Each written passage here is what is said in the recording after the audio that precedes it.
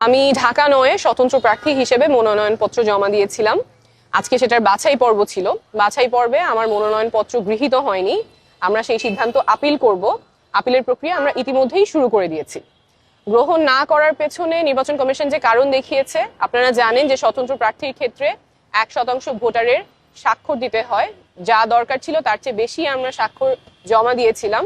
সেখান থেকে তারা 10 জনের তথ্য ভেরিফাই করতে গিয়েছেন, 10 জনেরই সত্যতা তারা খুঁজে পেয়েছেন, কিন্তু এই 10 জনের মধ্যে 2 জনের ক্ষেত্রে তারা দেখেছেন তারা ঢাকা নয়ের ভোটার না, এবং এই 2 জনেরই জানার কোনো উপায় ছিল না তারা ঢাকা নয়ের ভোটার না। তারা জানতেন যে তারা ঢাকা নয়ের ভোটার। একজনের পকেটে যে এনআইডি কার্ড ছিল, সেই এনআইডি কার্ডের ঠিকানা অনুযায়ী উনি ঢাকা নয়ের ভোটার।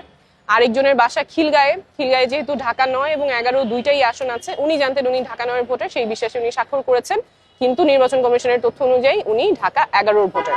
এই দুইটা ব্যতিক্রম বাদে বাকি সবকিছু আমাদের তথ্য সঠিক ছিল। আমরা আপিল করব এবং আমরা যেই লড়াইয়ে নেমেছি, স্বচ্ছতা এবং জবাবদিহিতার রাজনীতি, সেই লড়াই আমাদের চালু থাকবে।